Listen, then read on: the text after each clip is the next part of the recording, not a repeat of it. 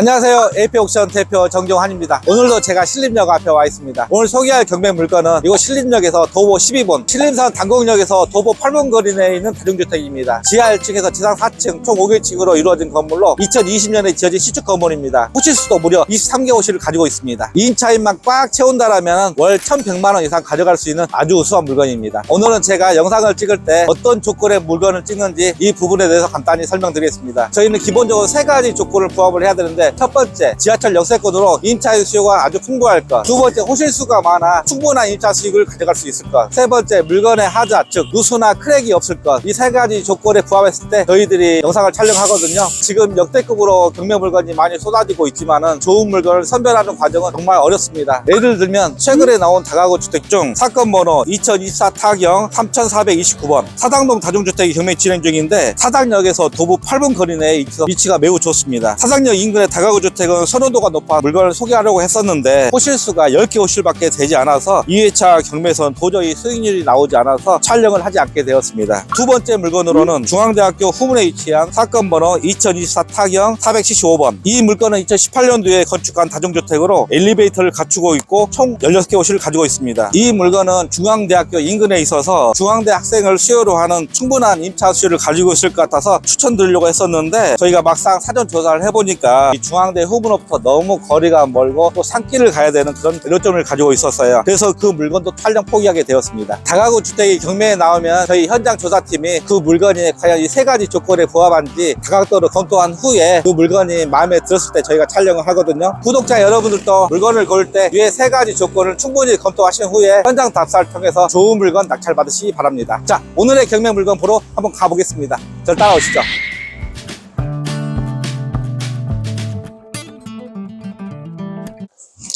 오늘의 경매 물건입니다.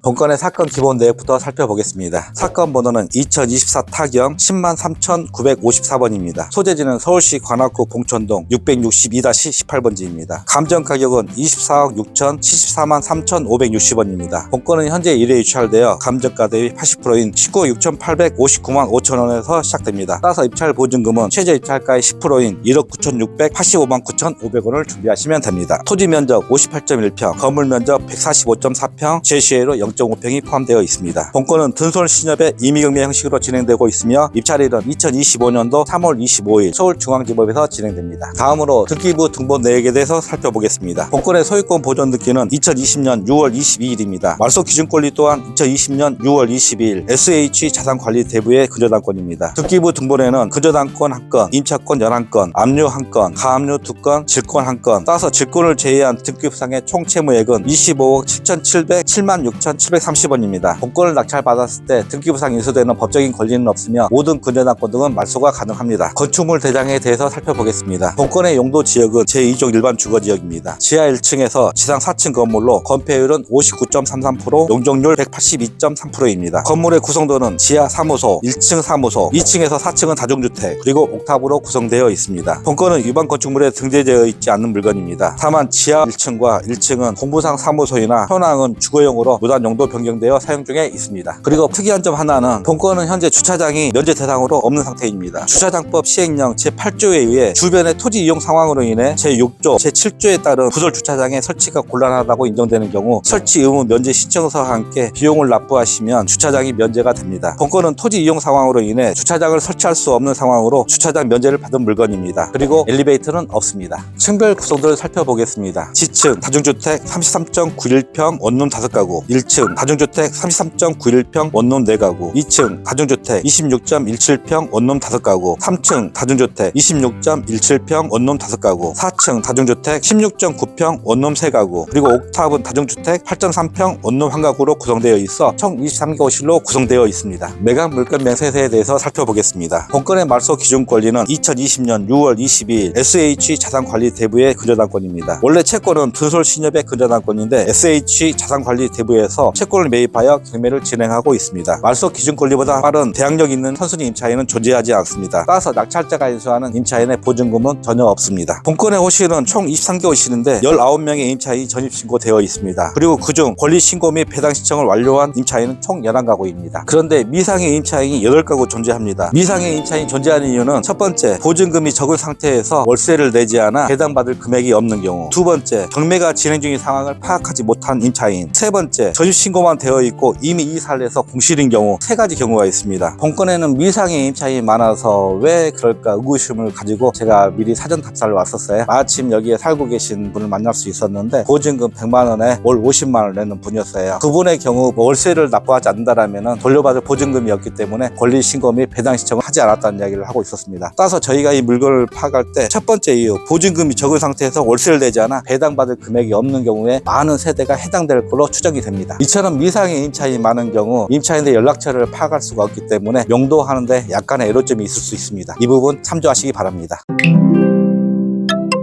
건물의 외부 모습 및 내부 모습 살펴보겠습니다. 본 건물의 토지 면적은 58평입니다. 보통 서울시에 있는 다중주택의 물건 45평대의 물건이 많잖아요. 토지 면적이 굉장히 넓은 편이고 건물 자체도 굉장히 우람해 보여요. 일단 건물 외관을 보시면 대리석 재질로 따은하게 지었다라는 느낌을 주는 건물이에요. 여기에는 주차 공간이 전혀 없어요. 이 건물의 좀 단점 중에 하나일 수 있는데 그 주차장법에 의해서 주차 면제를 받았거든요. 지금 보이는 화면은 현관문입니다.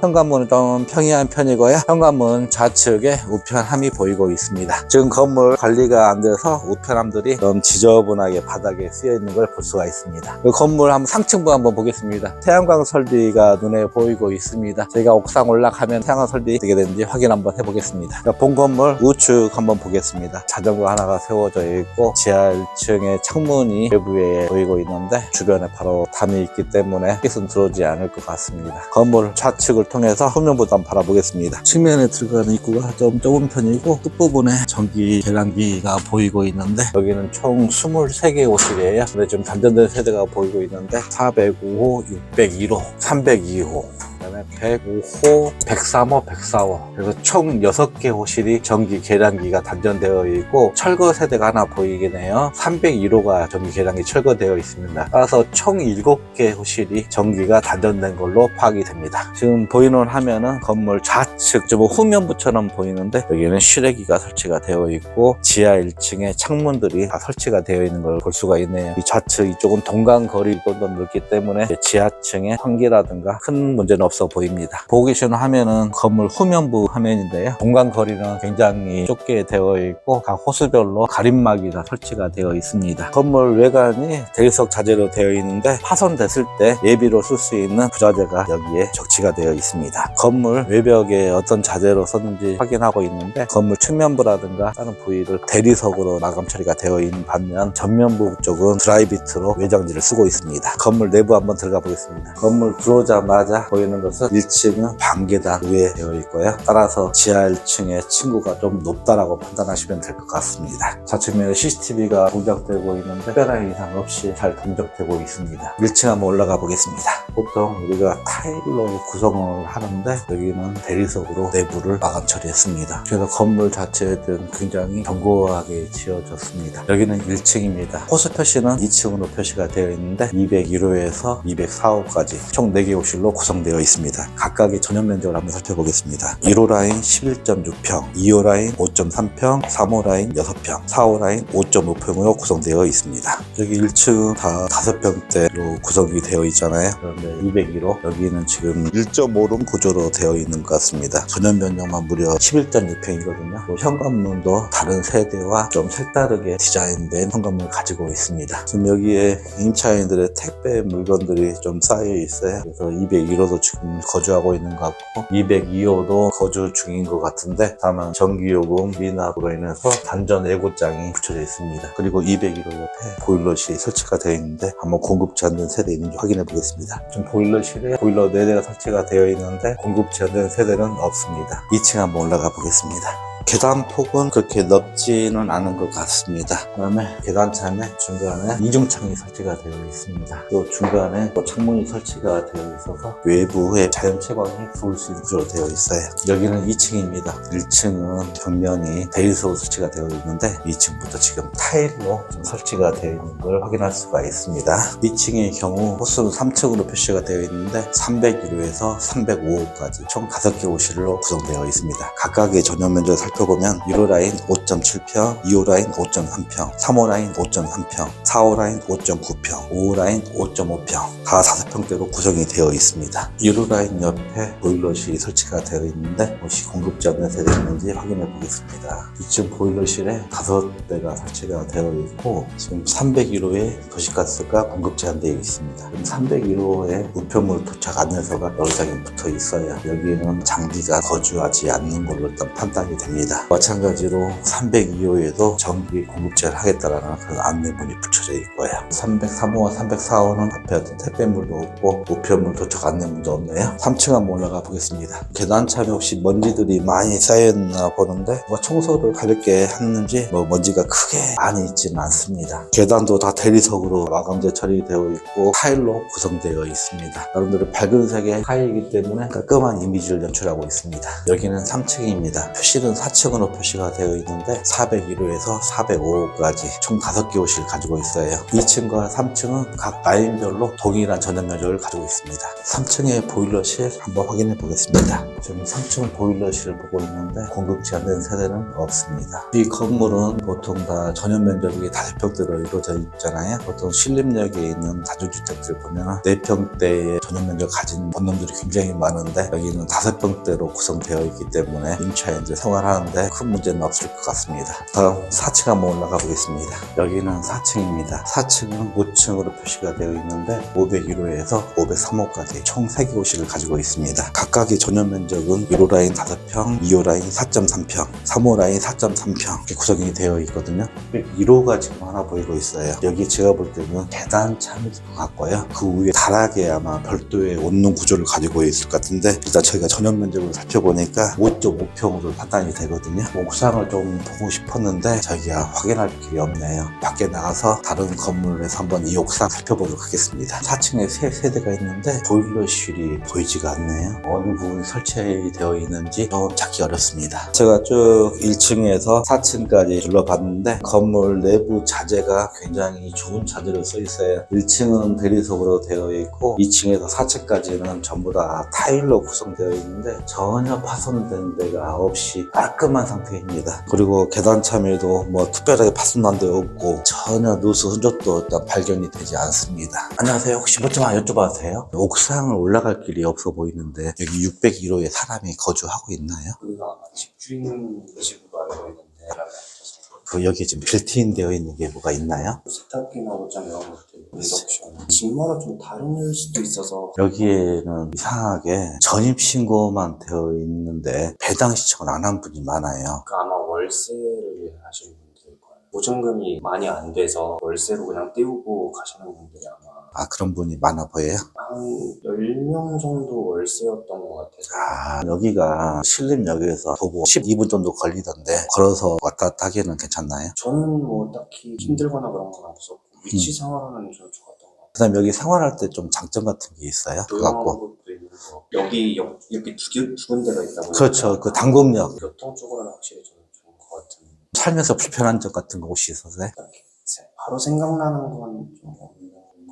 주차장은 없다고 하더라고요. 차를 이용을 안 하다 보니까. 차 대다수 다 이용 안 하니까 크게 불편함이 없는 상황이네요. 제 영상을 촬영하고 있는 중간에 마치 임차인분이 나오셔서 몇 마디 나눠봤는데 월세로 한 10여 세대가 있는 걸로 파악이 됐고 그분들은 보증금이 작기 때문에 월세만 미납하면은 본인들이 손해보는 금액이 없거든요. 그렇기 때문에 그분들이 배당 신청을 안 했다는 것을 저희 임차인분 통해서 확인할 수가 있었습니다. 마지막으로 지하 한번 내려가 보겠습니다. 여기는 지하 1층입니다. 지하 1층은 101호에서 105호까지 총 총 5개 호실로 구성되어 있어요. 각각의 전용 면적을 살펴보면은 1호 라인은 5.7평, 2호 라인 5.3평, 3호 라인 5.7평, 4호 라인 5.9평, 5호 라인 5.5평 다 5평대의 전용 면적을 가지고 있어요. 보통 다른 건물들은 굉장히 지하가 깊어서 습한 기운을 느낄 수가 있는데 이 건물은 지하층의 층고가 좀 높은 편으로 습한 기운을 느낄 수가 없습니다. 101호 옆에 보일러실 공급 제한된 세대 확인해 보겠습니다. 지하 1층에 도시가스 지금 103호와 105호가 공급 제한되어 있는 걸 확인할 수가 있습니다. 계단 밑에 창고가 하나가 설치가 되어 있는데 여러 가지 쓰레기 또는 폐자재들이 있는 것 같습니다.